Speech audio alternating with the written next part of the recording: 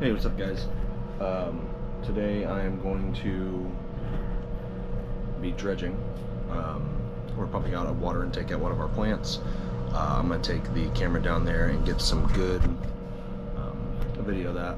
I'll kind of explain to you through voiceover how the operation works and what we do. Right now I'm in the back of the trailer. Some of our harnesses. It's my dive harness.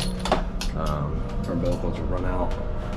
Some PFDs and you know, safety stuff. It's a little bit of a mess, but it usually ends up that way during a lot of our jobs. So we try to keep it clean because it's really nice to have a clean area to change. But you know, working and stuff. So take you guys down there and hope we get some good video of it. See ya. Hey guys, so like I said, we're dredging today. You'll see that the umbilical's laid out quite a distance. We have about 300 feet available to us on each umbilical.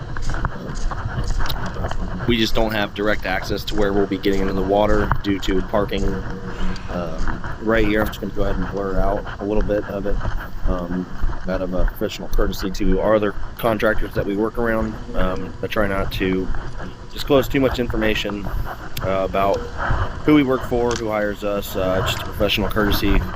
Try not to give away too much. My light, it runs off of 3 C-cell batteries. I have to swap those out every once in a while. Here I am just getting loaded up with new batteries. Matt's around, he's the other diver on our crew.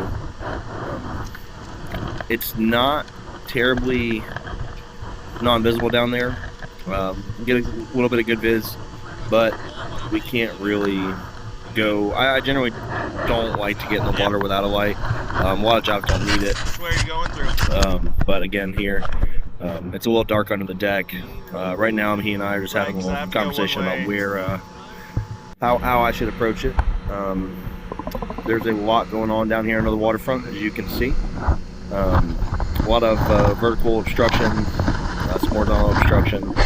That's our discharge from our pump. That is running to another undisclosed location. It's sitting in an odd spot for us. You'll see whenever I make my way over to it that it's kind of resting on our screen. This is the well that the screen drops into. And what these are just large water filters, rotating, traveling water filters.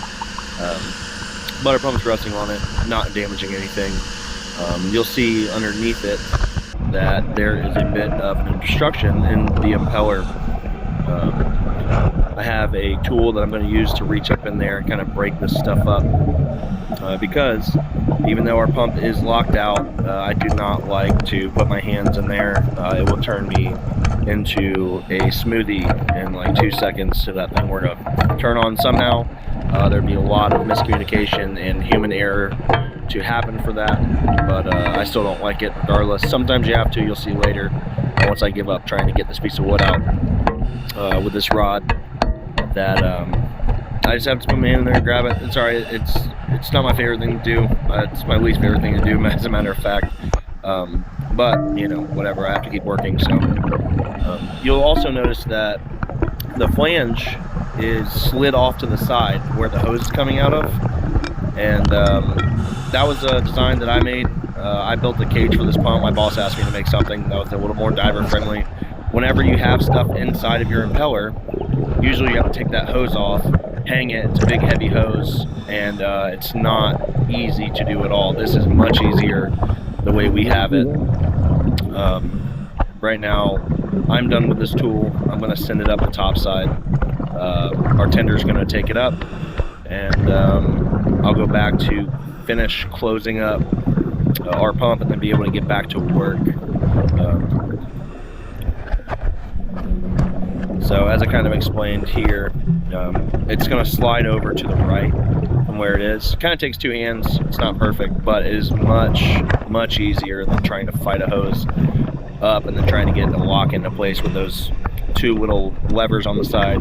We call them dogs, but they're very hard to deal with whenever you have no help. and you know it's hanging off the bottom. You know, you have 1.5 hoses you have to deal with here. But I'm going to twist this bolt that locks it in place, and you guys kind of get the picture. Then I'm going to find my way to bottom, but like I said, there's a lot of obstruction in the water. There's a lot of things to get wrapped up, get fouled on. So umbilical management is very important. You're really going to want to make sure that you have your hose and it's not wrapped up around something. You don't want to have too much slack in the water.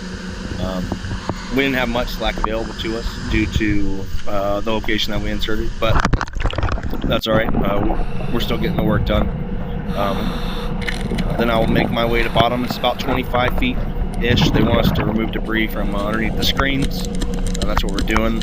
I like to find things to break up hard debris sometimes. Right now we're actually at the end of our suction hose. I have to go add another one later. That's why I'm breaking up this stuff with essentially a branch. I like to use things like that to help me out. You always find stuff down there. Kind of a little Minecraft action going on for you nerds. We'll run into stuff that we do not want to suck up, like these two little plates. Not good to go inside the pump. But this is much better view of how the pump usually runs, is by guiding it with your hand and not feeding it with, like I said, like trying to get things to cascade into it with a pickaxe. We'll find all kinds of metal debris. We try to pull it up off bottom. Our client hired us to clean this out, so we're trying to do a good job. More stuff that we don't want to suck up there. It's a very strong pump. You'll see it take off whenever I'll call up and say, hey, make it hot. And then I kind of hold on to it. It's a very strong pump. I'm a stronger guy. I'm just a big guy, maybe I'm not so strong, but it's hard. It's hard to hold on to that thing whenever it takes off on you. If it's on mud, it'll just keep going. It'll just bury and bury itself until it gets stuck. So having that rope on there helps. Just kind of showing you guys, trying to show you guys how strong this thing is. Really does have good flow, good suction. It's a 6-inch hose, 6-inch pipe, or I'm sorry, diameter is 6-inch hose. And yeah, we do find sea life down there. We work around them. We don't mess with them. We leave them alone. That's a pretty big horseshoe crab there. One of the biggest ones I've seen. Long nose. What's that called? It's a long nose spider crab. This one's about the size of my thumb. He's little.